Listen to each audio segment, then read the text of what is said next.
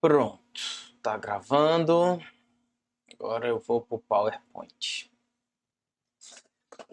Na aula de hoje, a gente vai começar a estudar o que o Taube chama de meteorísticas populacionais. Muita gente chama de meteorísticas populacionais.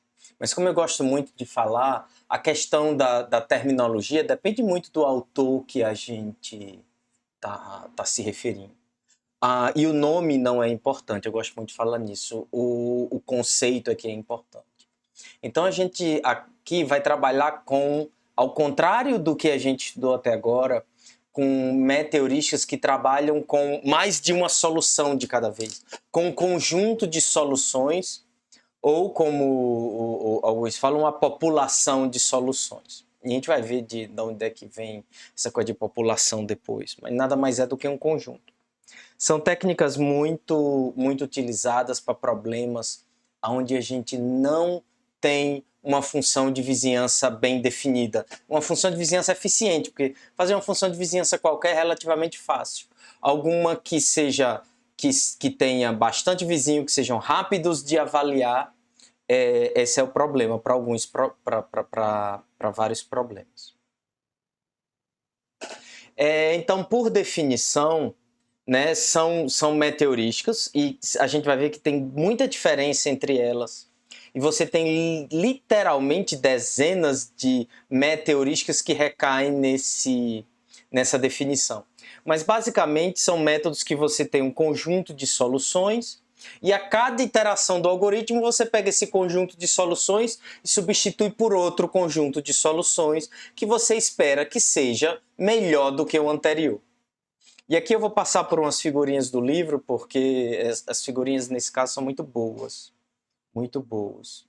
E a gente tem aqui um exemplo muito legal de que define qualquer meteorística populacional. Você tem um conjunto de soluções, você constrói outro conjunto de soluções, de alguma forma influenciado por esse primeiro conjunto, e depois você vai e começa de novo a partir desse novo conjunto, né? Você substitui e vai circulando. O que diferencia principalmente esses métodos é qual é a estratégia de memória que você usa. Isso varia absurdamente. A criatividade humana é um negócio muito interessante. E quando a criatividade humana falha, a gente vai e olha para a natureza e arranja algum tipo de ideia para se inspirar e criar um tipo de memória diferente ou um mecanismo diferente. Essas meteorísticas populacionais, elas se dividem basicamente em dois tipos. E elas são bem diferentes de um tipo para o outro. E elas são bem parecidas entre si. Né? A gente tem as meteorísticas que são baseadas em evolução.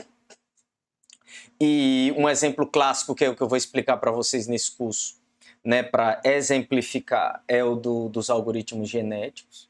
E você tem uma série de outras meteorísticas evolucionárias que se diferenciam significativamente disso que eu vou explicar de algoritmos genéticos, mas o princípio é o mesmo. Eu não vou entrar em detalhes agora nesse slide, porque a gente já começa com algoritmos genéticos no próximo.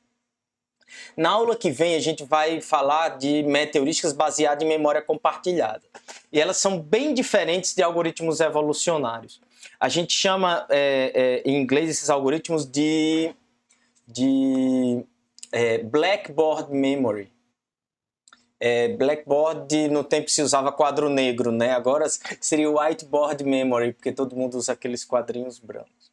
E a ideia é diferente. A ideia é que você tem uma memória compartilhada, um desse conjunto de soluções escrevem nessa memória, e aí você constrói as próximas soluções baseada nessa memória.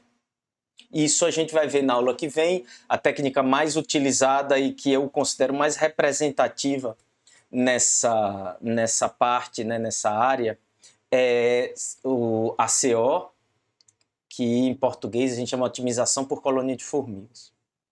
Como eu falei, tem várias outras também.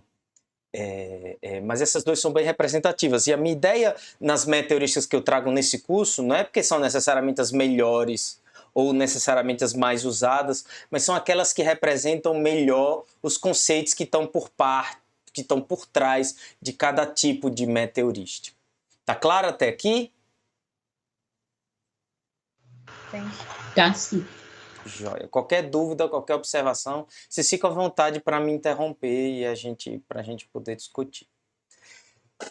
Então, eu vou falar de algoritmos genéticos. Muito do que eu vou falar aqui é comum a todos os algoritmos evolucionários, mas eu vou falar só no contexto de algoritmos genéticos. Não vou entrar em contexto de outros. O livro do Taub fala de alguns outros também. Mas a ideia da aula é dar uma ideia geral para depois vocês conseguirem ler o livro. Os detalhes vocês encontram lá. Então, o princípio que está por trás dos algoritmos genéticos, que é a parte mais interessante, é que, não pela questão natural, né? É o princípio da evolução por seleção natural, não pela questão natural em si, porque a gente não está preocupado com a natureza nesse momento, a gente está preocupado em projetar algoritmos para problemas de otimização. Mas a ideia de evolução por seleção natural, ela é interessante pelo seguinte: a gente está falando aqui de evolução no sentido de você se tornar melhor ao longo do tempo, né? Evoluir. O que melhor depende muito do contexto onde você está. No caso da gente, melhor tem a ver com a função objetiva. Mas o que é mais interessante não é a questão da evolução em si. Existem vários tipos de evolução, inclusive que a gente observa na natureza e que a gente observa em algoritmos em geral. Mas o que é interessante é a questão da seleção natural. Porque o que esse princípio diz é que mecanismos completamente aleatórios podem levar a um tipo de evolução. Né? No caso da biologia, né, a gente tem mecanismos tipo recombinação de DNA no cruzamento na hora que as células vão se formando.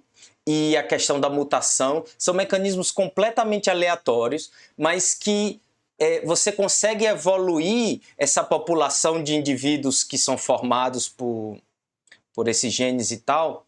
Apesar de todos os mecanismos serem aleatórios, você ainda consegue evoluir essa população por causa dessa pressão que a tal da seleção natural impõe.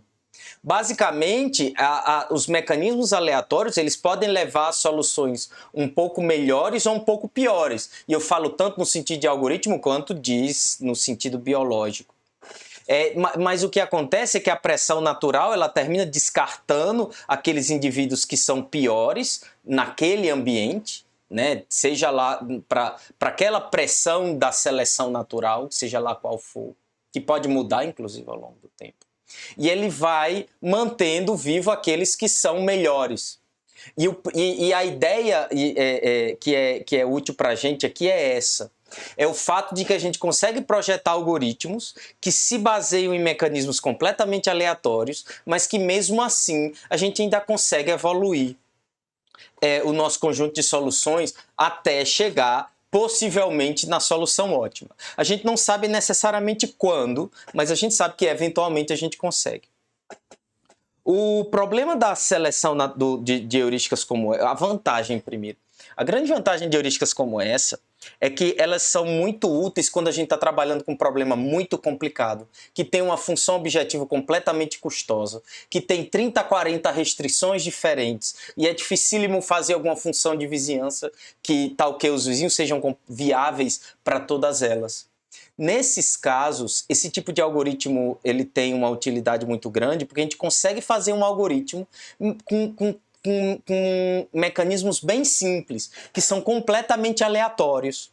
E a questão da seleção natural está muito relacionada com a função objetiva, então é fácil. Basicamente, você vai gerando soluções não de uma forma completamente aleatória, de uma forma bem definida que eu vou explicar daqui a pouco, e aí aquelas que vão dando pior você vai descartando, e aquelas que vão funcionando melhor, né, aquelas que têm valor melhor para a função objetivo, vão permanecendo naquela população de alguma forma, assim como ocorre no mundo real.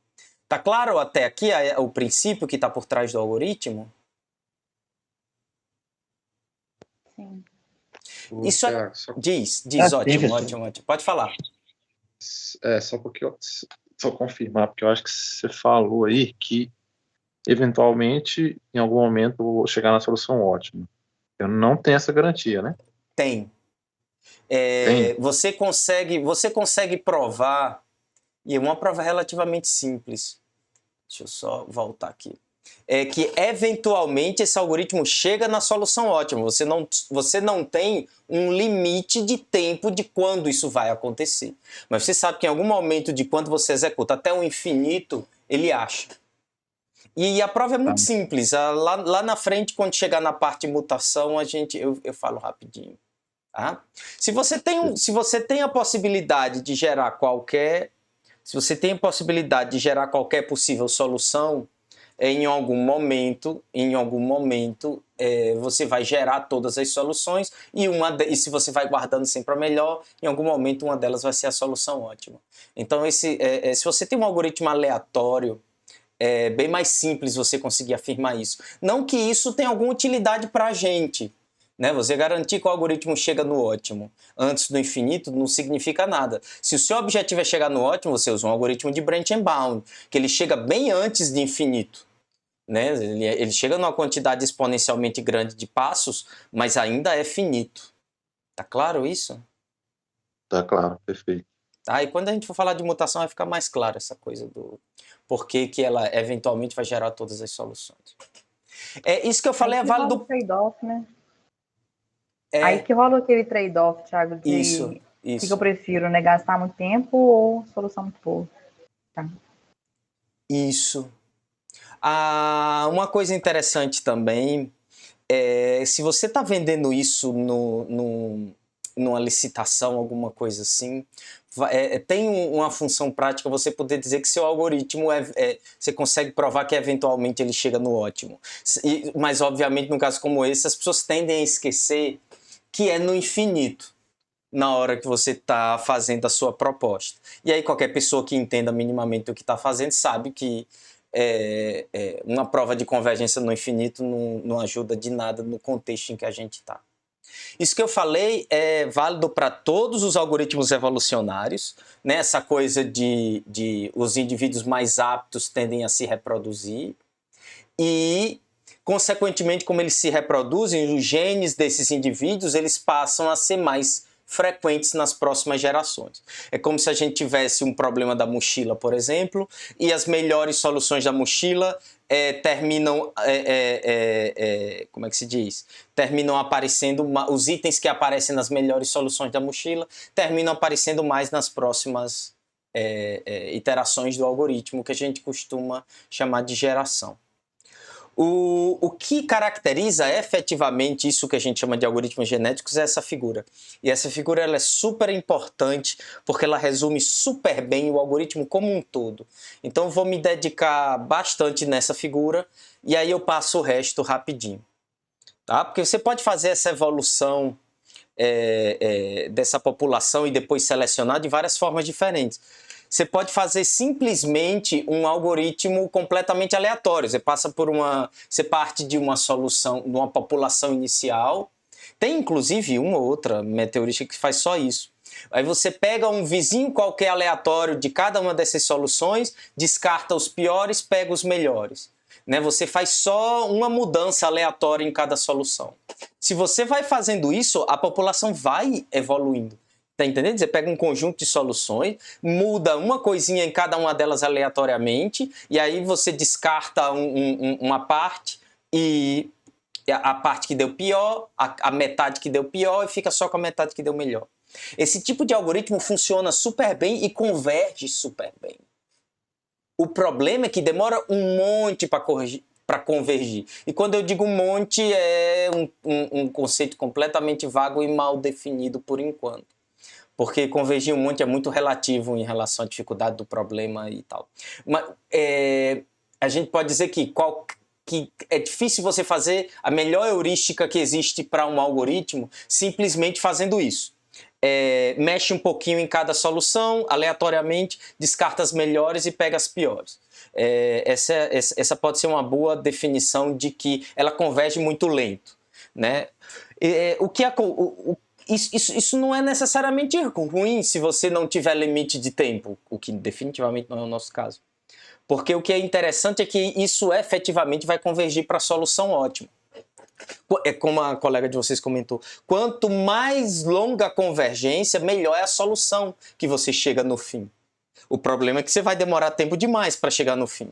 O que a gente procura são técnicas onde a gente converge o mais rápido possível na melhor solução possível. E algoritmos genéticos, ao longo dos anos, é uma das primeiras metaheurísticas que foi proposta, volta da década de 70, e até hoje é uma das mais usadas. Pela simplicidade e pela qualidade das heurísticas que a gente obtém. A melhor heurística, por exemplo, que existe para o problema de cobertura de conjuntos, que é um dos problemas mais importantes e mais estudados da otimização, é um algoritmo genético. E uma das melhores heurísticas que existem para o problema da programação linear inteira é um algoritmo genético. É o problema de otimização mais importante que a gente tem. E uma das melhores heurísticas que existe para ele é um algoritmo genético. Até porque é um problema super complicado de se resolver, e aí é onde esse tipo de técnica tende a funcionar bem. E aí o que acontece? Isso. O que caracteriza ele é que ele não simplesmente faz essa evolução de forma completamente aleatória, né? Ele tem um mecanismo que vem justamente de como é que funciona a reprodução sexuada. Eu não gosto de falar de biologia nesse curso, não. Mas basicamente é o seguinte. Na biologia, o que acontece quando dois organismos se reproduzem, você tem uma fase que é de cruzamento, né? O cromossomo da gente vem um pedaço do pai e um pedaço da mãe, e ele tem uma parte de mutação. E aí o que acontece é que essa coisa do cruzamento, ela acelera um monte a convergência do algoritmo. Basicamente, a gente tem esses dois mecanismos dentro desse algoritmo, que ao mesmo tempo ainda faz diversificação, mas também faz um monte de intensificação, porque é o seguinte, esse mecanismo que a gente chama de recombinação, basicamente o que ele faz, ele pega duas soluções quaisquer e gera uma nova solução a partir dela. E eu vou entrar mais em detalhes depois. Então é claramente um mecanismo de intensificação no sentido de que se você está cruzando dois ciclos hamiltonianos do TSP ou dois conjuntos de itens da mochila, a solução que você gera, ela é necessariamente composta apenas de características que existiam nos pais. Então o que acelera esse tipo de algoritmo é basicamente isso. Ele tem um mecanismo de intensificação que é interessante. E, obviamente, que a gente não vai combinar duas soluções quaisquer em busca de uma terceira solução qualquer. A gente vai pegar duas soluções quaisquer dentre as melhores que a gente tem na nossa população e gerar uma nova solução que é parecida com essas duas. É como se fosse uma busca local, mas é uma busca local na vizinhança de duas soluções simultaneamente. E não é uma busca local. A ideia é que você tenta achar uma solução que é como se fosse um vizinho de duas ao mesmo tempo.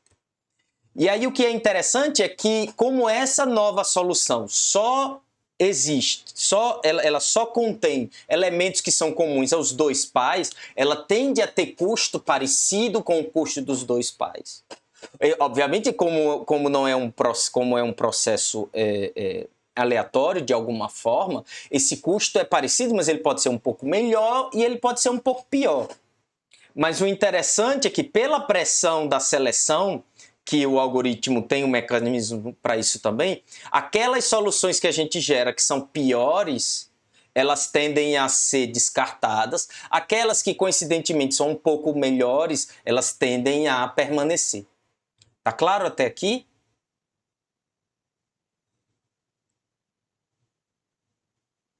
Sim, não.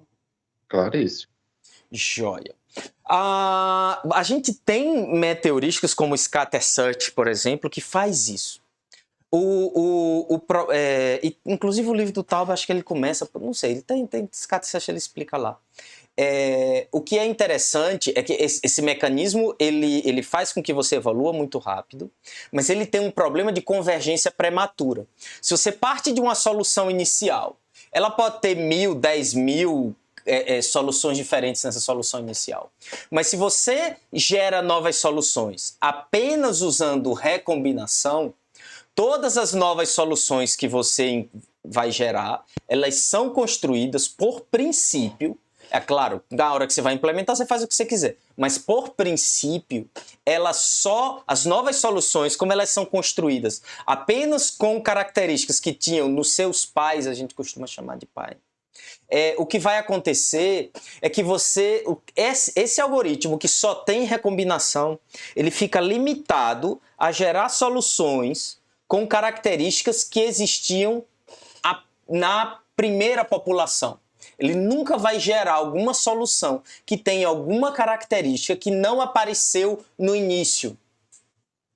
E o problema de scatter search, apesar de ser um negócio lindo, é que ele não tem um mecanismo eficiente para combater isso. E por isso a gente vê tão pouco na literatura. A gente vê em todos os livros, mas a gente vê muito pouco na literatura, porque ele é uma heurística muito bonita, uma meta-heurística muito bonita, mas você não vê funcionando na prática. Ao contrário dos algoritmos genéticos, que tem um mecanismo claro para fazer isso, que é inspirado num mecanismo que a gente vê na natureza e que funciona muito bem na natureza, que é a coisa da mutação.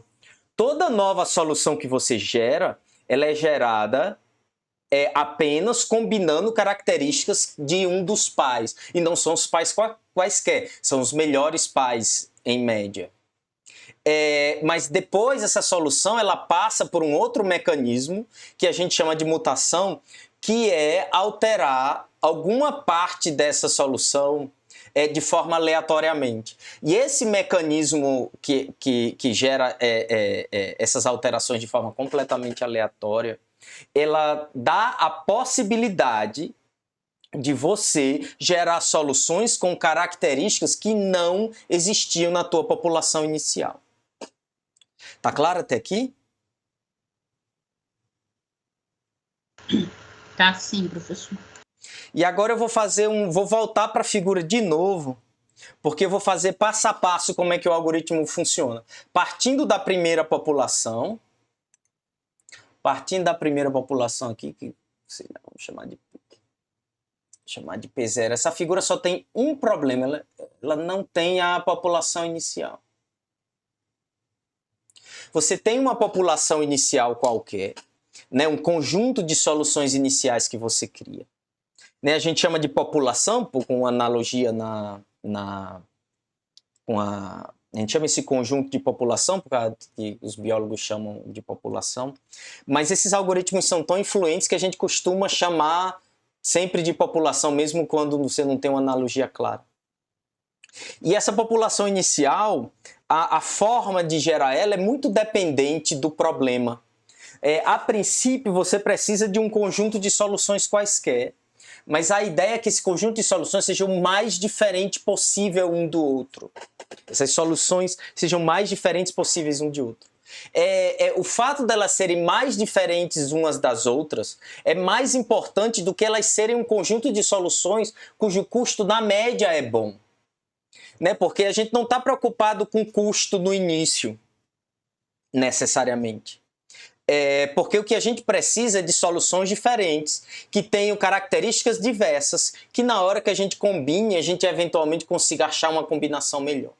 Se eu tenho soluções muito boas nessa população inicial, mas elas são muito parecidas, e aí eu vou combinando elas e chegando a soluções que são tão parecidas quanto aquelas da minha população inicial, eu termino... eu não consigo evoluir depois dessa população. Quando todo mundo é muito parecido, termina todo mundo igual. A Noruega que eu diga. A Noruega nem tanto, a Alemanha que eu diga. Até um tempo desse, onde todo mundo só tinha mais ou menos as mesmas características e termina tudo igual. Hoje em dia, graças a Deus, a realidade lá é diferente e você começa a ver a beleza surgindo da combinação de várias raças e coisas desse tipo. E aqui acontece a mesma coisa. Aqui acontece a mesma coisa. A gente está mais preocupado em diversidade do que em qualidade.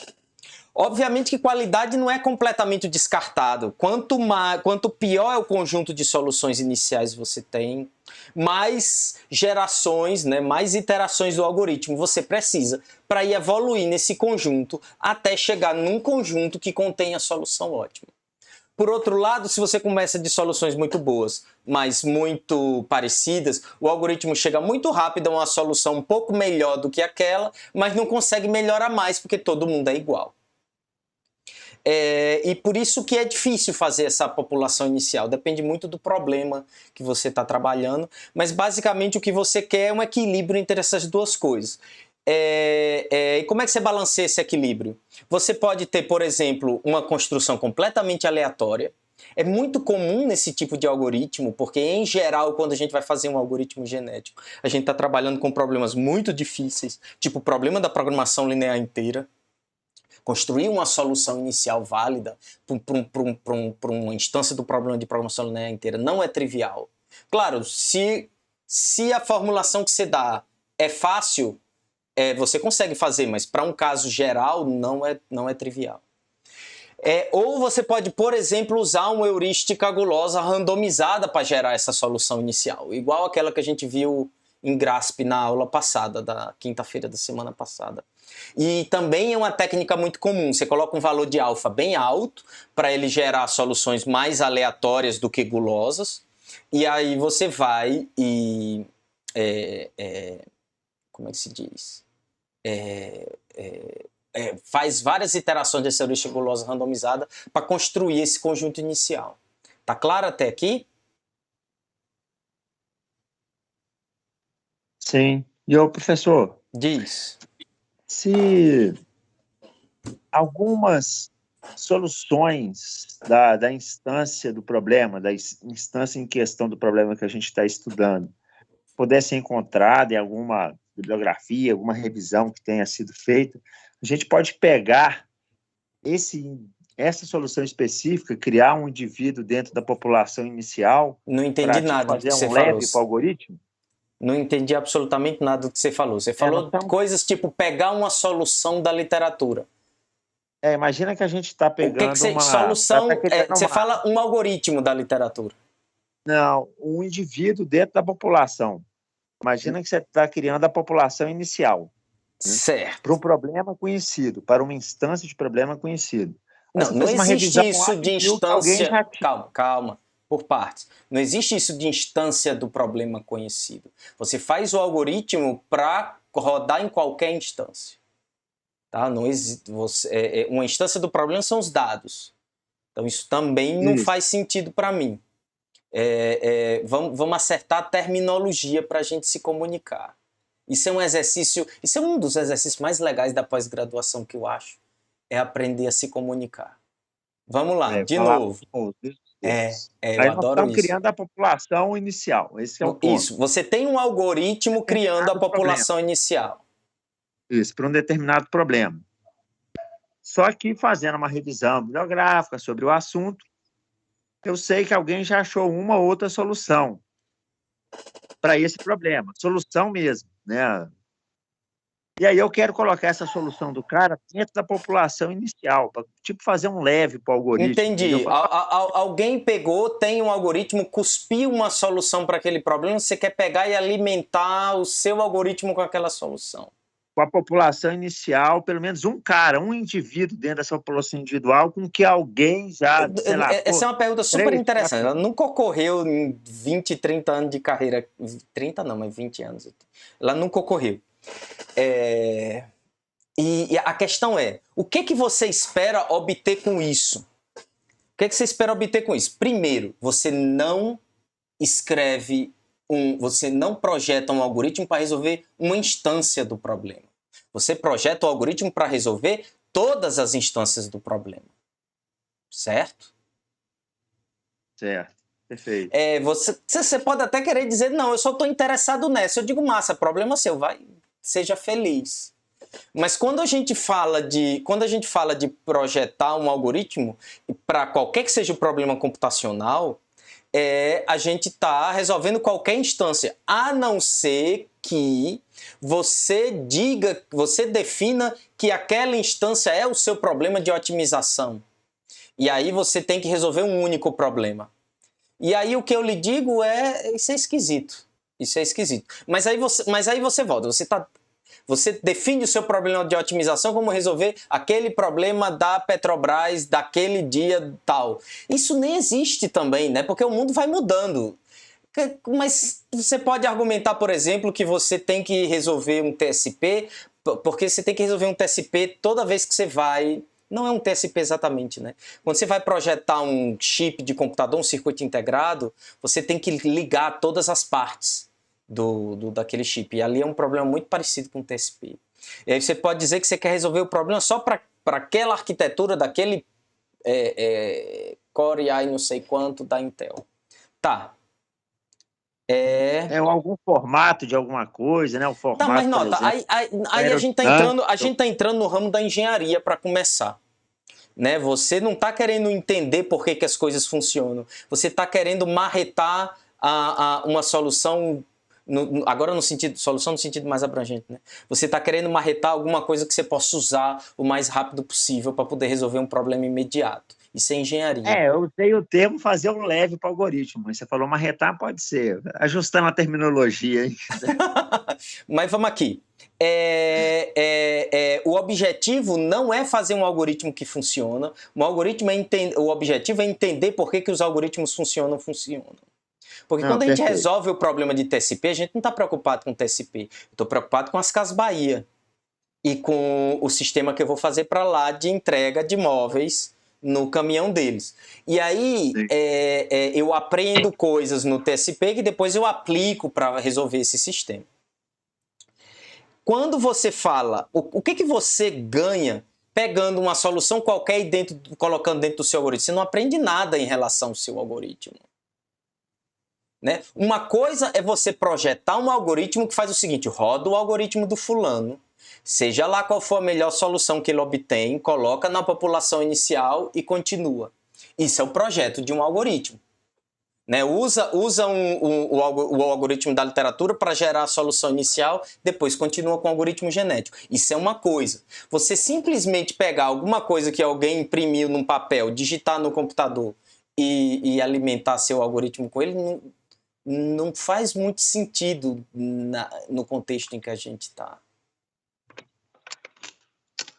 Porque eu já queria começar de um indivíduo bom, entendeu? Assim, um cara, será, com uma função fitness já bacana, para agilizar, encontrar o cara ótimo ou próximo do ótimo. Mas nota, o que você está falando é você alimentar uma solução por seu problema no algoritmo que você está dando. Isso não lhe ajuda em nada a projetar o algoritmo. Para começar, isso só vai funcionar para aquela instância que o camarada, por falta do que fazer, postou a solução dela na internet. Isso não lhe ajuda em nenhum outro caso que não seja exatamente, especificamente aquele. No caso mais genérico já não ia ajudar tanto, né? Não, só se achar uma outra solução. O caso mais genérico é super válido. O caso mais genérico é o seguinte: eu vou usar a heurística da literatura para qualquer problema que eu tenha. Eu vou rodar ela e eu vou usar ela para gerar a minha solução inicial, a minha população inicial. Isso é completamente diferente. E aí você pode avaliar, você pode fazer um experimento científico. O que funciona melhor? Partir de uma solução completamente aleatória para a minha população inicial, ou usar a heurística da literatura, que funciona bem, que inclusive é o mesmo algoritmo que gera essa solução que você disse que queria alimentar, e aí você faz um experimento, você usa a população inicial aleatória como controle e vê se o algoritmo do cara é um bom algoritmo para construir a população inicial. Porque é um experimento científico que a gente faz. Qual é a melhor forma de gerar a população inicial? Você fixa o resto do algoritmo inteiro, que é isso aqui, e testa duas formas diferentes de gerar a população inicial, vê qual é a que deu melhor. Tá claro isso? Tá, entendi, sim. Valeu, né? Mas Legal. era essa a ideia mesmo. É muito interessante a ideia, assim. Ela não faz sentido, mas ela é muito interessante. É muito interessante refletir sobre esse tipo de coisa. É muito interessante refletir sobre isso. Né? E ajuda a gente a entender qual é o trabalho da gente. O trabalho da gente não é... eu tenho 10 instâncias ali que tem no site, todo mundo dedica a sua vida a achar um algoritmo que acha um númerozinho um pouquinho melhor do que o último camarada desocupado fez. O objetivo não é esse, porque essas 10 instâncias não são nada. Né? Aquele benchmark clássico, ele não é nada. Ele ajuda a gente a projetar o algoritmo da gente, a fazer experimentos que ajudam a entender se ele funciona ou não. Mas a gente não faz o algoritmo para aquelas 10, a gente faz o algoritmo para resolver o problema, né? Qualquer instância do problema.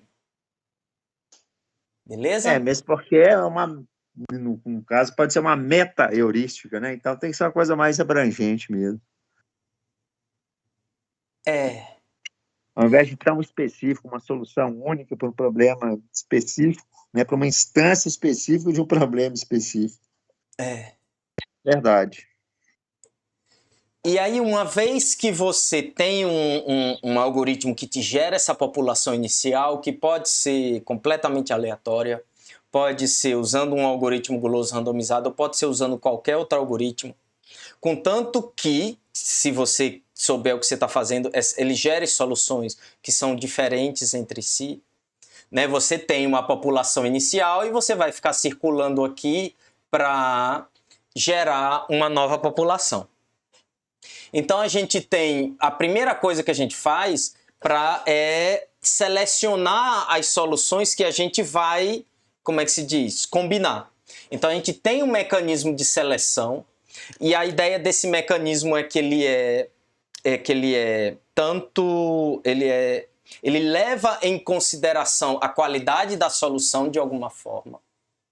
Quanto melhor as soluções, quanto melhor for a solução da população, maior é a probabilidade dele ser selecionado. Por outro lado, é fundamental que qualquer solução que está na sua população, ela, por pior que seja, ela ainda tenha alguma probabilidade de ser selecionada. Por quê? Porque se você só combina as melhores soluções, você tem um subconjunto de soluções que você consegue gerar. Mas pode ser que você, combinando uma solução boa com uma solução ruim, você chegue numa solução melhor do que todas as outras que você tem.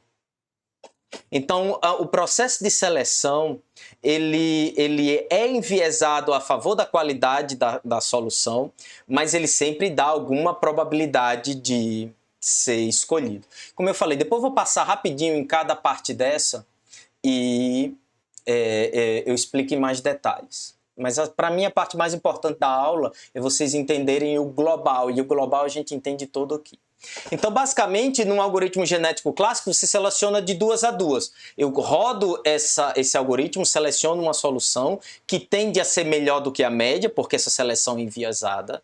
E eu pego outra solução, sorteio, e tende a ser melhor do que a média, porque ela é enviesada. E aí eu vou e tenho o que ele chama de pais, né? Você tem os pais. E aí, a 2 a 2... nesses pais, a gente vai combinar eles de forma a gerar novas soluções. Né? E aí você vai pegar essas duas soluções, vai aplicar um mecanismo de recombinação e vai gerar uma ou mais soluções. Em geral, você pega essas duas, combina e gera mais duas, mas depende muito do algoritmo que você usa, e esse algoritmo é muito dependente do problema.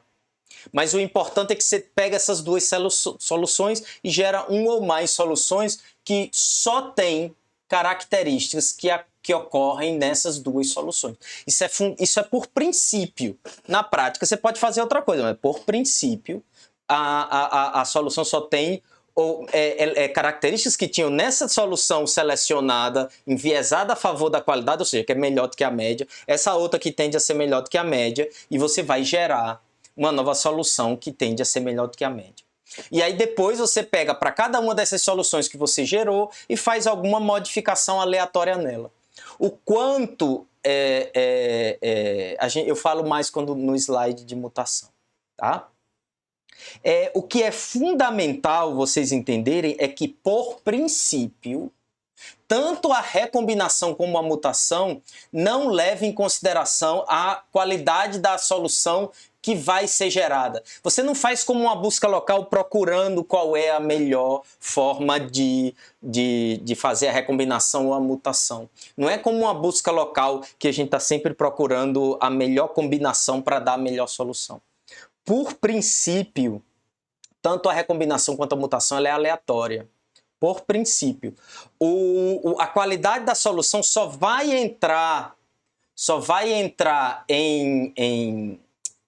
como é que se diz? Só vai ser observada no momento da seleção. Na hora que você está fazendo a recombinação e a mutação, não. Poder até você pode, como eu falei. Se depois isso vai ser um algoritmo genético ou não, é o de menos. A questão é se funciona ou não. Mas o que acontece é que quando a gente chega a fazer um algoritmo genético, porque em geral a gente não sabe como fazer essas combinações ou essas mutações de forma a levar a uma solução melhor. Porque se a gente soubesse, a gente ia fazer um algoritmo de busca local, que em geral funciona melhor. E aí, uma vez que você aplica esses mecanismos aqui, você gera um outro subconjunto que é o que a gente chama de filhos. E o que acontece agora é o seguinte: você tinha uma população inicial, esses pais já estavam aqui dentro, então você tem um novo conjunto de soluções originais aqui, e aí o que a gente tem que fazer é misturar essas duas coisas de alguma forma, né? E aí tem várias formas de fazer. Você pode fazer igual na natureza, descarta todas essas soluções aqui e substitui por essa. Ou você pode ir sempre crescendo o tamanho da sua população. Você começava com 100, aí cria 20 filhos, agora você tem 120, depois cria mais 20 filhos, agora você tem 140. E tem uma série de vantagens e desvantagens de fazer cada coisa dessa. Quanto mais soluções na sua população, melhor. Só que, por outro lado, o custo computacional de armazenar, de selecionar e tudo mais é maior. Então, o que a gente faz em geral é simplesmente se a minha fixar o tamanho da população tipo em 100 ou 1000 ou 1 milhão, não interessa, fixa o tamanho da população e mistura isso aqui de alguma forma que você continua com o mesmo número. Né? E lá na frente, no slide, eu vou dizer isso de novo, mas uma forma que você pode fazer, você tinha 100 soluções na tua população, você gerou mais 50 depois de fazer seleção, recombinação e mutação, você junta essas 150 e pega as 100 melhores, por exemplo. Isso é uma forma de fazer muito comum, inclusive, que é mais simples. Você fica dado as que você tinha, as novas, você descarta as piores e fica com a população de mesmo tamanho, mas agora as soluções tendem a ser melhores, porque você tinha 100, pegou essas 100 mais 50, descartou as 50 piores, pior do que você estava na média, você não fica. Tá claro até aqui?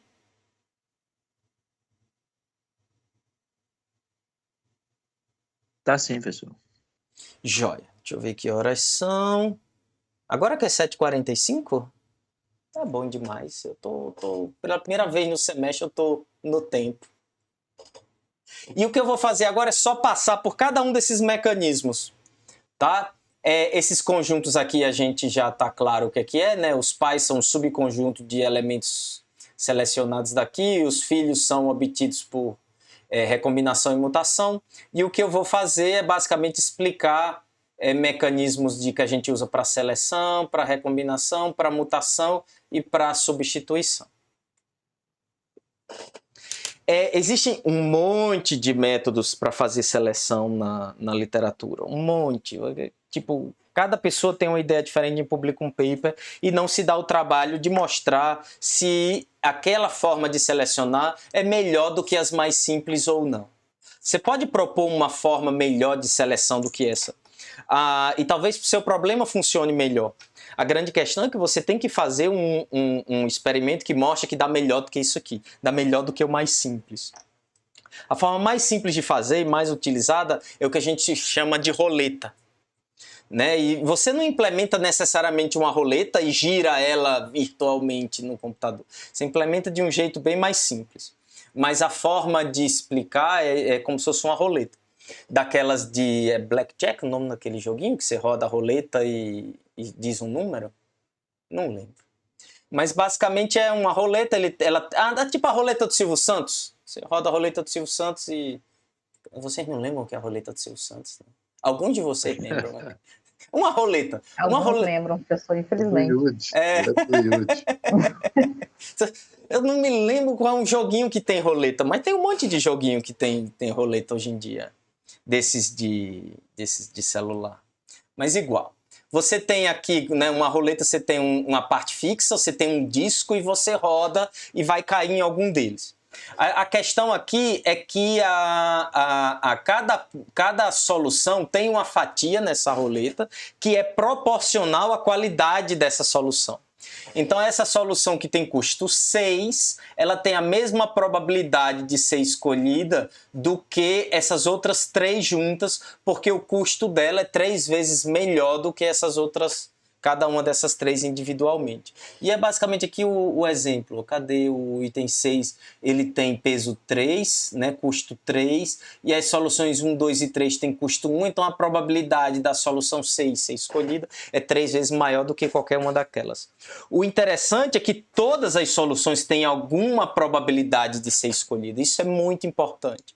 Porque se você descarta as piores soluções que você tem da sua população e só sorteia a melhor, a segunda melhor, a terceira melhor, 3, 4 gerações depois, todo mundo, todas as soluções que tem na tua população são parecidas ou quase iguais àquelas primeiras melhores que você tinha.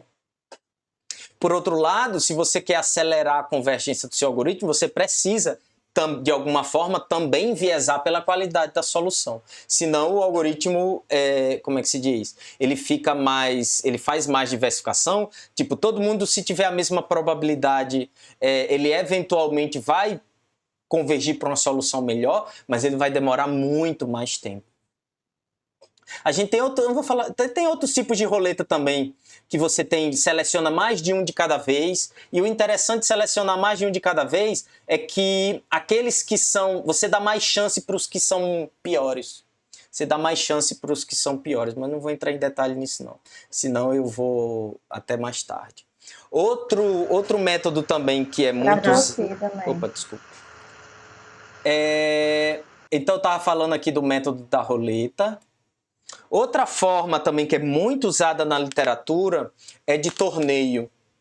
E torneio é basicamente o seguinte: você tem todas as suas soluções da sua população, você seleciona um subconjunto delas de forma completamente aleatória. Isso é que é interessante. Para entrar nesse conjunto que eles chamam de competidores, você não leva o custo da solução em consideração.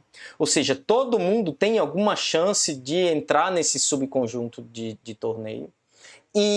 Mas uma vez que uma solução cai aqui dentro, aquela que é escolhida é necessariamente a que tinha o melhor custo aqui dentro. Certo? Então você tem um mecanismo de completamente aleatório, mas dentre aquelas aleatórias que você selecionou, você necessariamente pega a melhor. E você seleciona o quão enviesado a favor da qualidade da solução esse algoritmo é em função do tamanho desse conjunto aqui. Ficou escuro? Parece que a tela aqui ficou mais escura. Deixa eu ver aqui o que vai acontecer. Deve ter sido só um pouco mais escuro, mas tá bom. Assim. Deve ser o... Não sei por que o PowerPoint fez isso, não. Quando usava canetinha, costumava ficar mais escura no espaço. Interessante. Vamos só lançar de novo. Deixa quieto. Deixa quieto. Então, a gente... agora clareou. A gente define o quanto esse algoritmo vai ser enviesado a favor das melhores soluções, ou quanto mais aleatório ele vai ser em função do tamanho desse conjunto aqui. Se esse conjunto, o tamanho dele é igual ao tamanho da população, você tem um algoritmo completamente determinístico e completamente enviesado. Porque se o tamanho é igual, todo mundo que está aqui entra nesse conjunto aqui e, consequentemente, a melhor solução vai ser sempre selecionada. Por outro lado, se esse conjunto tem tamanho 1... Travou de novo. De novo. Então, vamos lá novamente. Tá claro, antes de eu continuar, tá claro como é que funciona a coisa do torneio? Seleciona completamente aleatório os competidores e o melhor de todos é selecionado. Essa parte ficou clara? Para mim ficou bem claro. Joia. E aí é importante a gente entender que nesse caso a gente tem um parâmetro que é o tamanho desse conjunto. Se esse conjunto tiver tamanho 1, o seu algoritmo é completamente aleatório, porque só um cara vai ser selecionado aleatoriamente daqui e como só tem um, ele vai ser sempre o melhor.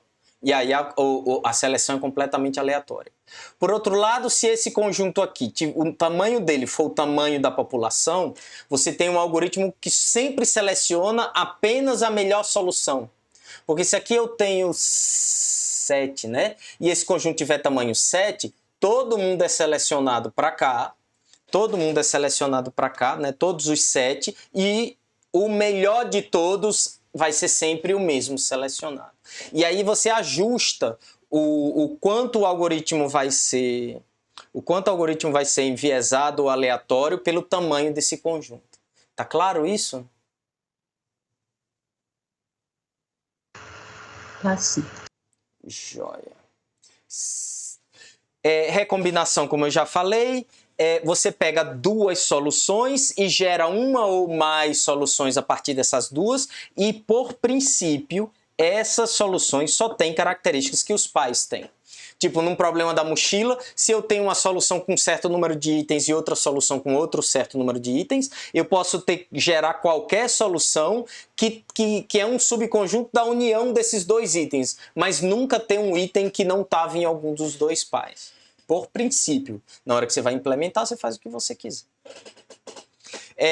Outra coisa que eu já falei também que vale a pena reforçar é que a qualidade da solução não é importante na hora que você está combinando, a seleção vai tomar conta disso depois.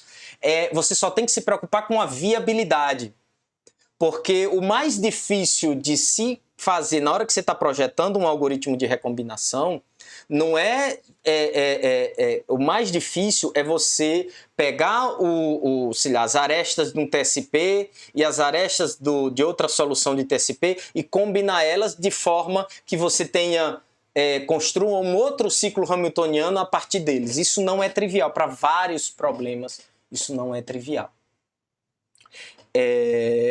E claro, eu não vou entrar em detalhes disso porque isso é dependente de cada problema. Se você pode implementar um algoritmo genético para o problema do TSP no trabalho de implementação e tentar fazer. Tem uns algoritmos lindos para isso. E é uma contribuição significativa dentro da área de algoritmos genéticos você pegar para um problema que não tem um algoritmo de recombinação que garante chegar a uma solução viável e conseguir fazer um que efetivamente garante chegar numa solução viável. E isso é claramente o mecanismo de intensificação que os algoritmos genéticos têm. Né? Porque intensificação é procurar soluções parecidas com a que você já tem. E por princípio, é isso que esse algoritmo faz. Ele gera novas soluções que necessariamente só contêm características que estão nas soluções que você já visitou. E, de novo, não são quaisquer soluções, são as melhores soluções, porque a seleção é enviesada. Aqui eu estou mostrando uns exemplos do livro do Taub, que não necessariamente são bons algoritmos de recombinação, tá? Mas ilustra o que é um algoritmo de recombinação. Então você tem aqui um problema que a solução é 0, 1, tipo 1 se o item entra na mochila, 0 se não entra, não interessa o que for. E a gente chama que isso é um algoritmo de cruzamento de 2 pontos. A gente chama de two-point crossover, alguma coisa assim, esse algoritmo. E aí, basicamente, o que você faz, você pega 2 pontos no seu algoritmo, uma solução você pega com a parte de fora e junto com a parte de dentro, e você chega nessa solução aqui, e a outra é a parte de fora, mais a parte de dentro dessa solução aqui, e você chega a essa outra solução aqui. Isso leva a uma solução necessariamente melhor, necessariamente pior? Não. E, de novo, isso não é o fato aqui. Para o seu problema, isso leva a uma solução viável? E essa que é a questão. Não necessariamente, por isso você tem que ter bastante cuidado na hora que você faz esse algoritmo o algoritmo de crossover para o seu problema. O que é importante é que isso seja viável e que isso seja viável. Tá claro até aqui? Tá. Professor, o filtro de Isso. viabilidade a gente faz por meio da função fitness? O que é filtro de A gente viabilidade? retorna um valor inadequado, um valor muito alto da função custo, da fitness, o que é que você para chama, filtrar esses caras da população? o que é que você chama Tem de outra filtro forma? de viabilidade? Por exemplo, imagina que a gente gerou, porventura, um indivíduo aí na população que é fisicamente impossível, não sei, devido a essa aleatoriedade, né? A solução ela não é fisicamente possível, ou é ruim demais, aí não dá para implementar ela Na fisicamente, primeira por exemplo. aula de heurísticas, eu entendi o que você quis falar, né? O que acontece se as soluções forem inviáveis? Né? Se existirem soluções inviáveis na tua população. É essa a dúvida? Isso. Aí eu queria saber como é que a gente implementa automaticamente o filtro, se é pela fitness, alguma coisa Não, assim, você, entendeu? para começar, você não implementa o filtro. Por definição, nota, lá na primeira aula eu falei que a gente sempre ia trabalhar com soluções viáveis. Né? Na primeira aula de heurísticas, quando eu acabo a parte de fundamentação teórica, eu falo justamente isso. A gente sempre trabalha com soluções viáveis, por definição. Aí você, mas tem problemas que são muito difíceis ou impossíveis garantir que você chegue a soluções viáveis, como eu dei o exemplo do TSP. E aí o que eu disse é o seguinte, nesses casos a gente transforma o problema. A gente transforma o problema num outro problema onde a gente não tenha isso. No caso do TSP, a gente acrescentou a tal das arestas infinitas, certo? Sim. Não, mas eu digo na geração, por deixa eu só exemplo, concluir que você vai crossover. entender. Deixa eu só concluir. E aí o que acontece? Isso é uma questão filosófica de como projetar o algoritmo. Você pode argumentar, e muita gente, inclusive, trabalha com isso de... eu posso ter um conjunto de soluções inviáveis e tal, e não sei o quê. O problema, e esse é um ótimo exemplo de por que eu faço questão de fazer do outro jeito. Porque se você trabalha com soluções inviáveis, você tem um monte de gambiarra que você tem que colocar no seu algoritmo. Um deles suponho que seja isso que se chama de filtro de viabilidade, ou uma coisa que as pessoas chamam de função de viabilização. Tipo, você gera uma solução inviável e aí você tem que marretar ela até ela ficar viável.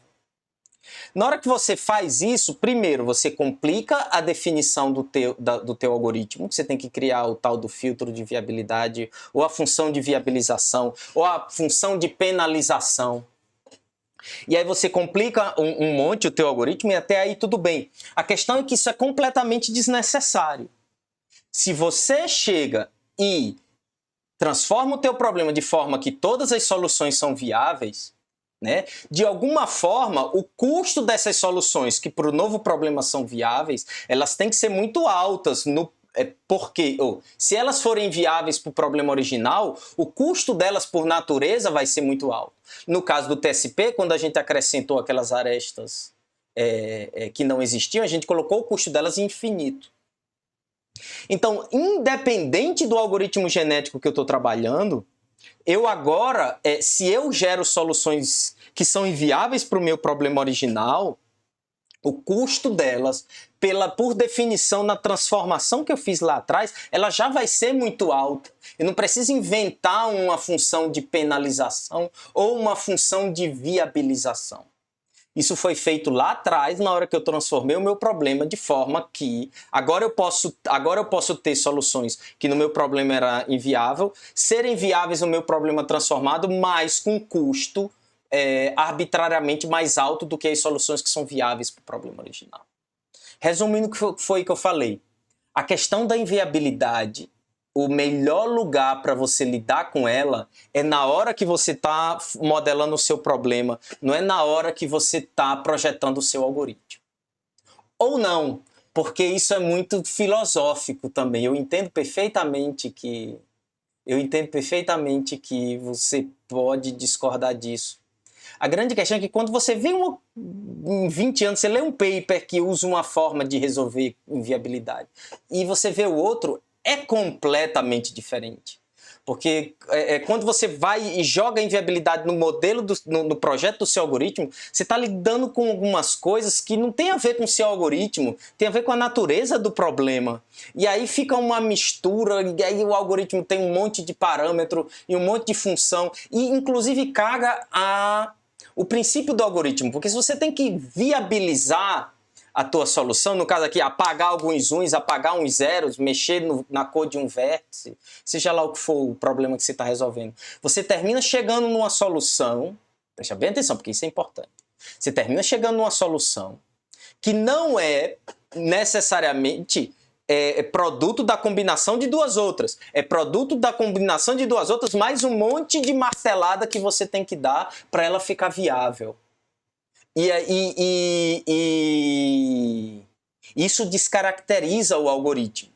E, mais uma vez, se funciona, se você fez assim, funcionou, massa. Se é um algoritmo genético ou não, é o de menos, porque o objetivo é fazer um algoritmo que funciona. O problema é você, uma vez que ele funciona, saber por que ele funciona. Ele funciona por causa da marretada que você deu, ele funciona por causa de quê? Quanto mais... como é que se diz? Quanto mais gambiarras você coloca no projeto do seu algoritmo, mais difícil é para você entender o comportamento dele depois. E aí é por isso que eu começo o curso, não é por acaso, é a primeira slide praticamente que eu dou, antes de explicar qualquer heurística, né? Eu falo aquilo antes da aula de heurística gulosa. Inviabilidade você resolve na definição do problema. Né? E aí depois, no projeto do algoritmo em si, você não precisa mais lidar com isso. Qualquer que seja o algoritmo que você está resolvendo. Né? Qualquer que seja o algoritmo que você está projetando. Se é um GRASP, se é um algoritmo genético, por aí vai. Certo? Certinho, não, perfeito. Entendi a questão de mandar lá uma nota lá para o infinito da função custo, alguma coisa similar a isso. Não, perfeito. É basicamente Verdade. isso que você faz quando você assume soluções inviáveis. Mas você não precisa resolver isso dentro do algoritmo. Né? Você resolve isso fora do algoritmo.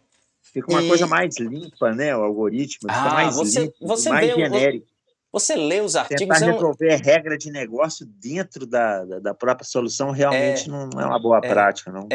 Foi convencido. E, de novo, você pode fazer do outro jeito, mas quando você vai tentar entender o algoritmo, é muito mais difícil. Só entender como é que ele funciona. Por causa de um monte de mecanismos de viabilização e de filtro de viabilidade, seja lá o que for. E o problema não é só entender o algoritmo em si, né? Ser capaz de reproduzir ele. Depois aprender o que é que faz ele funcionar ou não. Fica bem mais difícil. Não estou dizendo que é impossível, não estou dizendo que não dá. Eu estou dizendo que a disciplina é minha e eu ensino do jeito que eu quiser. Alguma coisa, estou brincando. A discussão para mim é mais importante. Né? Eu coloco isso porque para mim a discussão é mais importante.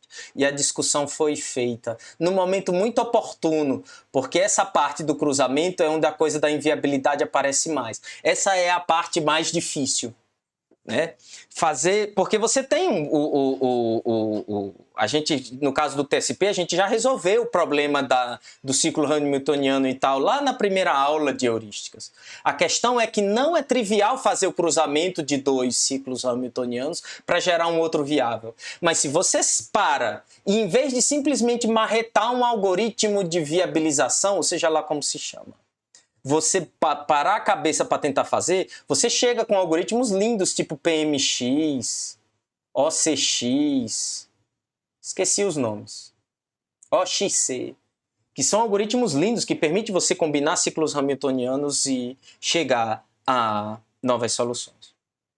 Tá claro a discussão? Mais alguma dúvida ou observação?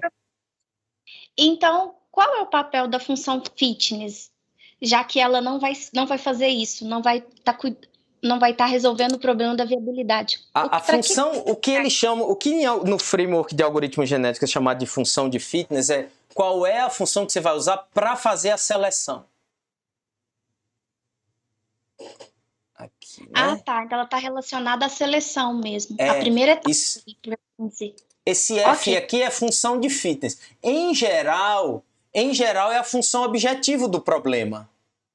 Né? E aí você vai e chama de função de fitness para, sei lá, ajudar a entender, né? Tipo, padronizar os nomes em alguma coisa biológica.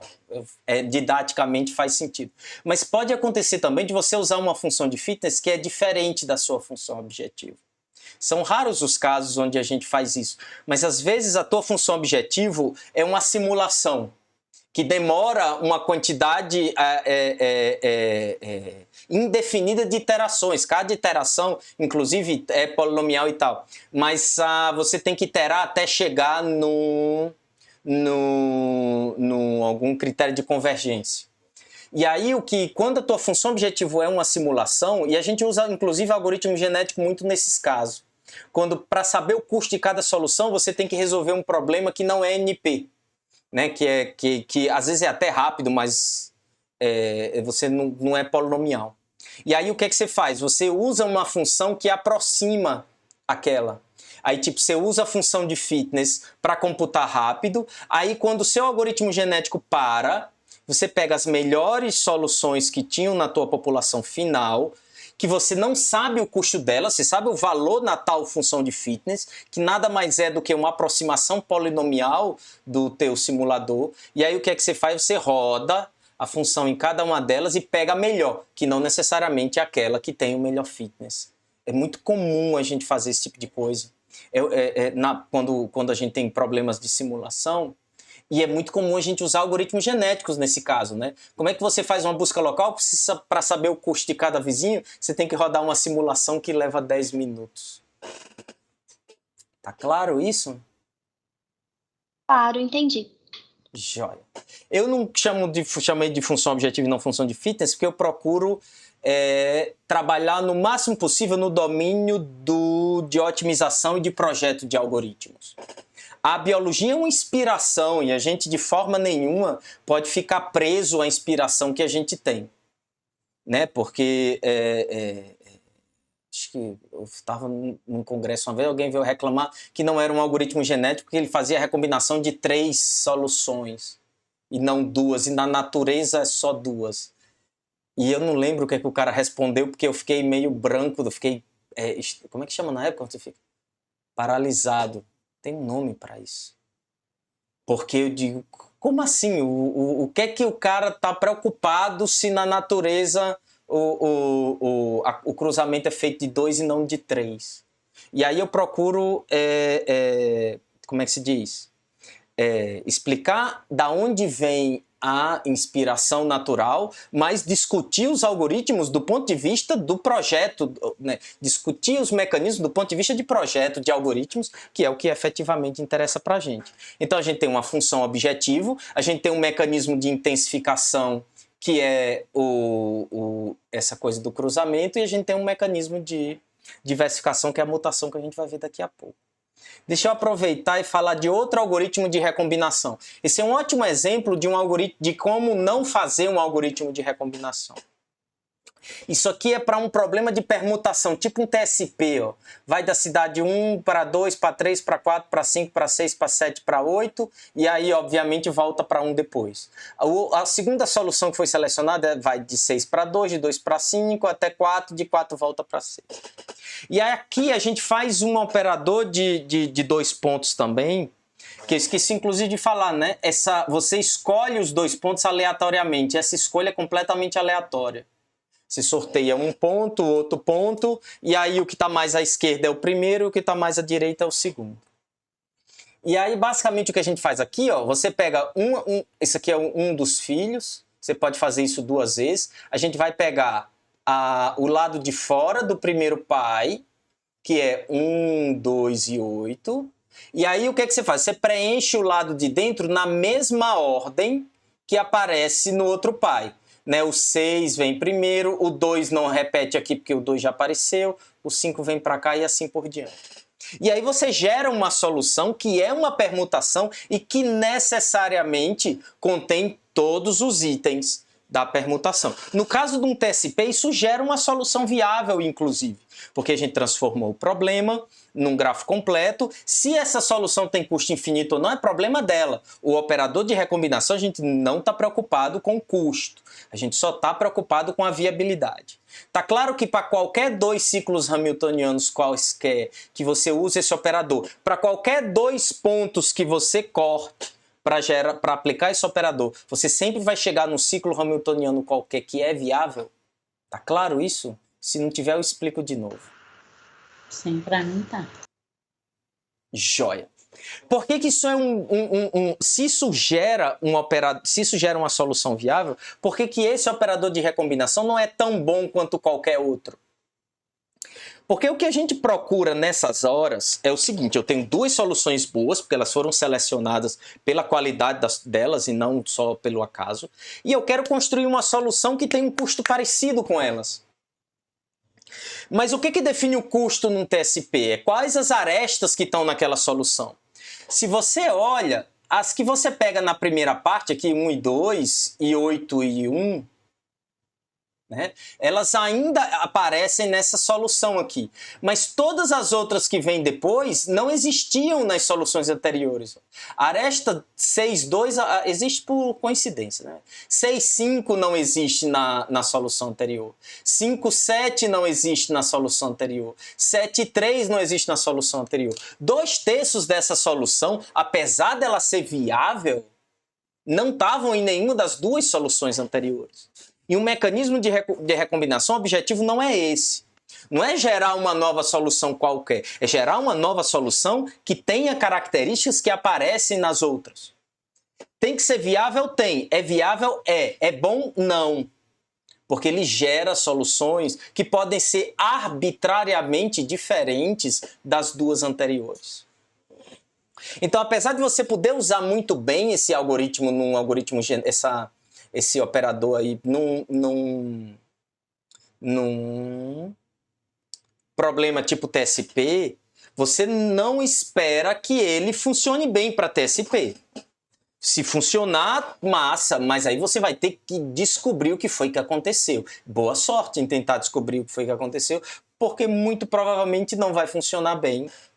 E comparado com o PMX, que faz justamente isso, ele pega as arestas que aparecem nos pais. E nota, mesmo que isso leve um algoritmo melhor, não adianta pra gente se a gente não sabe por que ele foi melhor. Mas por outro lado, se ele funciona bem, se você faz um algoritmo que extrai os elementos que apareciam num pai e no outro, e ele funciona bem, você sabe por quê. Ele pegou características que funcionavam bem num pai, características que funcionavam bem no outro pai, combinou elas, e aí gerou alguma coisa que na seleção foi selecionado porque deu certo, e eventualmente esse negócio vai evoluindo para soluções cada vez melhores, porque é literalmente um algoritmo de aprendizado de máquina, literalmente. Uma boa parte, inclusive, da área de pesquisa em aprendizado de máquina é algoritmos genéticos. Só que para você poder aprender, você tem que aprender incrementalmente. E para você aprender incrementalmente, essa nova solução tem que ser realmente parecida com as outras e não simplesmente gerada de alguma forma que dá uma solução viável, mas que pode gerar alguma coisa que não é parecida com as outras. Ou que é pouco parecida, né? Porque a primeira parte aqui que você pegar vai ser parecida, mas o resto não. Tá claro isso? Isso é uma das coisas mais importantes que eu queria que vocês entendessem nessa aula. Tá claro? Dúvidas, observações?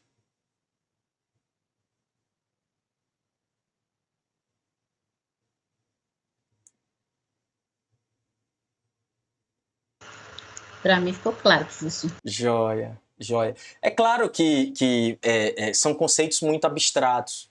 O importante é que você entenda a ideia geral, eventualmente aplique no teu trabalho, ou mesmo que você não vá fazer um algoritmo genético nem para o TSP, nem para o problema do trabalho de pesquisa, mas algum dia, quando você volta a estudar algoritmos genéticos, você eventualmente lembra disso que eu discuti e espera-se que você faça alguma coisa melhor. E mutação, o que a gente faz é basicamente você pega qualquer característica da solução e muda ela aleatoriamente.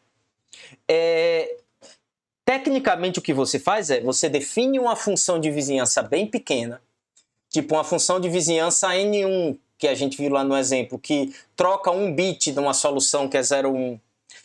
Ou um vizinho 2OPT, troca duas arestas quaisquer. Só que em vez de fazer busca local, você sorteia um vizinho daquela vizinhança aleatoriamente. Um ou mais, né? Porque você pode pegar uma solução que é 0,1 e flipar um certo número de bits. Você pode flipar um só, você pode flipar 10 bits. O quanto você modifica a solução é o que a gente chama de taxa de recombinação, ou taxa de mutação. E aí, claro, quanto maior a sua taxa de mutação, mais você vai descaracterizar a solução inicial e mais aleatório o seu algoritmo vai ser. Então, se você tem um problema 0,1, e você tem um algoritmo que lhe permite flipar qualquer bit, eventualmente, se você roda esse algoritmo infinitas iterações, em algum momento você vai ter flipado tantos bits de qualquer solução durante várias iterações, de tal forma que você vai chegar exatamente aos bits da solução ótima do problema. E é basicamente assim que... Claro que a prova é mais formal, e a prova não é necessariamente de algoritmos genéticos, porque depende de problema a problema, né? De repente você pode projetar um algoritmo que se caracteriza na definição de algoritmo genético, tem seleção, tem mutação, tem recombinação, mas que não necessariamente chega na solução ótima, porque a tua função de mutação não necessariamente é capaz de gerar qualquer solução possível do seu problema. Mas em geral esse não é o problema, em geral você consegue provar, se você quiser. Em geral a gente não faz, porque é o tipo da propriedade que não faz muito parte do contexto de quem está projetando uma heurística, que eventualmente ele chega na solução ótima. Tá claro essa coisa da mutação?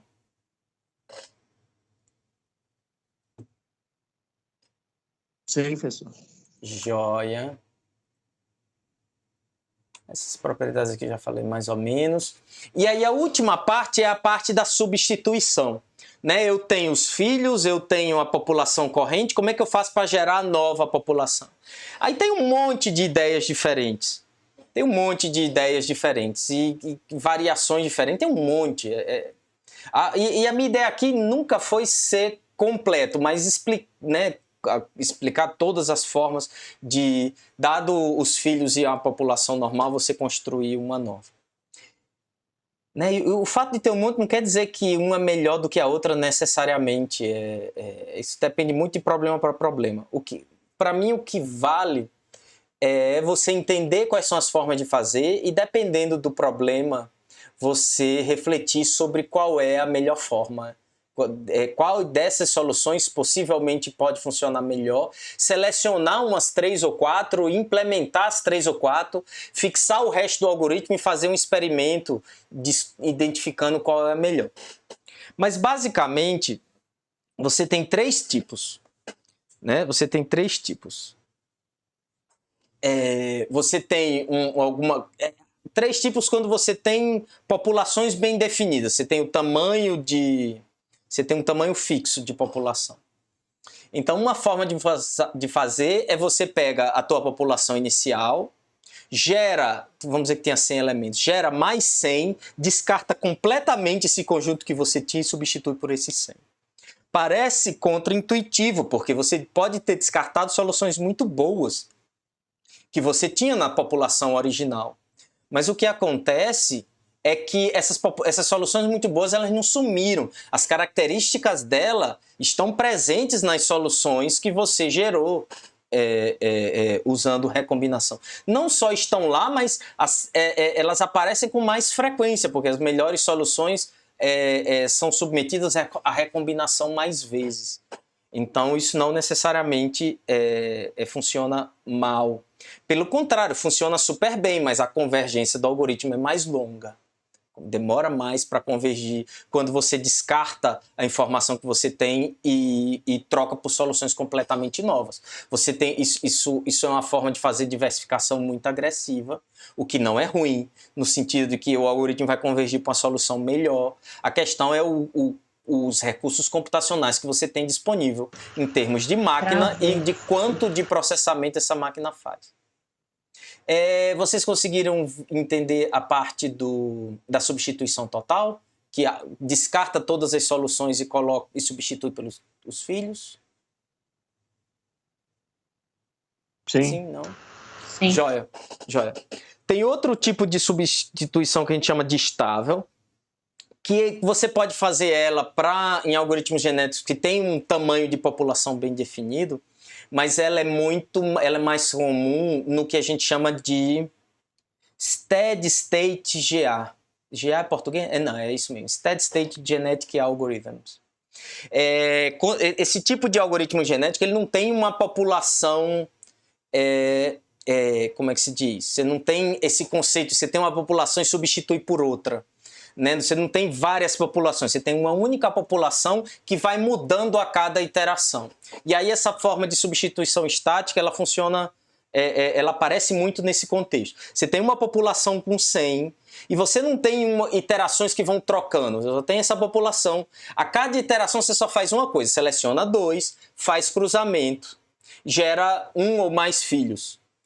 Mas vamos assumir que a gente só pega o melhor deles. E aí você tem uma população só, você gera 2 pais, gera 1 filho, e aí esse filho substitui o pior dos pais. E agora você já está numa nova iteração do algoritmo. E na nova iteração, esse filho que você acabou de gerar, ele já está susceptível a ser selecionado para gerar novas soluções. Né? E você pode fazer isso também numa população gera uma população e gera uma nova outra. Mas, em geral, você usa em steady state. Eu não sei como é que traduz steady state. Estado único, sei lá. Acho que ficou clara a ideia, né? Você, a cada iteração, seleciona 2, gera 1, descarta o pior, e aí volta 2 para a população e continua fazendo isso até que o seu recurso computacional se esgote. Tá claro o que é uma substituição estável? Sim. Sim. Joia. E como eu sempre falo, como eu falo muito, esse tipo de técnica é muito interessante, funciona super bem. O problema está na convergência. O problema está na convergência. Eu brinco que essa coisa de evolução por seleção natural funciona muito bem. A gente saiu de uma ameba para virar isso que a gente é. O problema é que levou 2 bilhões e meio de anos, né? Desde que se estima acho que é 2 bilhões e meio de anos. E o problema é justamente que a convergência demora muito. Você sai de uma ameba, chega num ser humano 2 bilhões de anos ou mais depois. E aí o grande problema é a convergência e a gente como é que se diz? A gente acelera essa convergência, né? Usando estratégias que a gente costuma chamar de elitista. Você mantém as melhores soluções que você tem sempre na população. Tipo, as 25% melhores soluções que você gerou, elas sempre vão estar na solução corrente, elas nunca vão ser descartadas em nenhuma hipótese. E ao longo das gerações vão passando, você vai descobrindo novas soluções, e você pode alterar esse conjunto das 20% soluções melhores que existem. Mas elas nunca somem. E se elas nunca somem, elas sempre, e como elas são por definição as melhores, elas tendem a se reproduzir mais vezes. E o problema que isso causa é que isso efetivamente acelera a convergência. Mas se você não tiver cuidado, você acelera demais. Porque aí você termina com todas as soluções sendo muito parecidas entre si e parecidas com esse conjunto de soluções melhores. Mas é comum você ter esse conjuntinho com as 5% soluções melhores, ou as 10% soluções melhores que você encontrou, vão estar sempre na solução corrente. Tá claro isso?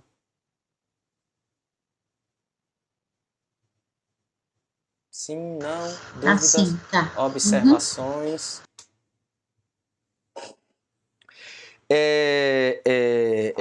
Como eu falei, a grande vantagem é a flexibilidade. A grande vantagem dos algoritmos genéticos é a flexibilidade. Você consegue aplicar eles a problemas muito difíceis, porque a seleção depende da qualidade da solução, mas ela é fácil de fazer, é uma roleta. A recombinação e a mutação não dependem em nada da qualidade da solução. Então, mesmo problemas muito complicados de você computar a função objetiva ou definir uma função de vizinhança, eles se aplicam muito bem. O grande problema está na convergência, que definitivamente ela é mais lenta do que em outras técnicas, tipo busca tabu. E na quantidade de parâmetros que você tem para ajustar. Num simulator annealing você tem um parâmetro, numa busca tabu você tem um parâmetro, num grasp você tem um parâmetro. E claro, você pode fazer... elaborar aquelas meta-heurísticas e fazer heurísticas específicas para um problema que tenha mais parâmetros. Mas essas meta-heurísticas em si, a gente parte de um.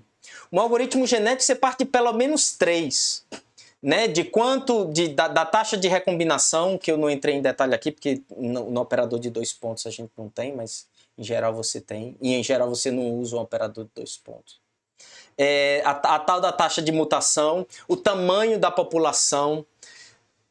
E é difícil ajustar esses parâmetros, não só porque o valor deles... Não é claro se uma população muito grande ou muito menor é melhor. Né? Quanto maior a população, mais a variedade de características que você pode combinar, mas mais longe a convergência. Quanto menor o tamanho da população, menos variedade você tem, então o algoritmo converge mais rápido. Né? E convergir em algoritmo genético tem muito a ver com todo mundo da população, fica muito parecido. Só que aí... converge muito rápido e você não consegue achar a solução melhor do que aquelas. E não só esses parâmetros são difíceis de ajustar, como o valor deles dependem um do outro. Então ajustar esse tipo ajustar os parâmetros é muito difícil. Né? E ainda quando você vai usar torneio, você ainda tem que decidir o tamanho do conjunto de competidores do torneio. Você rapidinho chega a 5 parâmetros no algoritmo genético e ajustar esses parâmetros não é trivial. É muito fácil fazer overtuning. Quanto mais parâmetros que você tem, mais fácil é fazer overtuning. Overtuning é quando você tem um conjunto de teste pequeno, de 10 instâncias, e aí você faz um algoritmo genético que só funciona bem para aquelas 10 instâncias. Isso é uma beleza para fazer com a heurística que tem 5 parâmetros. Se tiver 10 é melhor ainda. Mas a ideia não é essa. Porque a gente não testa a heurística, a gente não avalia a heurística no mesmo conjunto de instâncias que a gente faz o ajuste de parâmetros. Você pode fazer o overtune naquelas 10 instâncias, vai funcionar super bem para aquelas 10. Mas quando você vai avaliar o algoritmo no outro conjunto de instâncias, ele não vai funcionar tão bem. E essa é a segunda desvantagem. E é basicamente isso. Tem uma outra coisa que eu queria para fechar, que é um negócio muito esquisito, mas é muito comum. Como é uma técnica bem flexível, as pessoas terminam confundindo o que é o problema com o que é o algoritmo. Função objetiva é uma coisa, função de fitness é outra.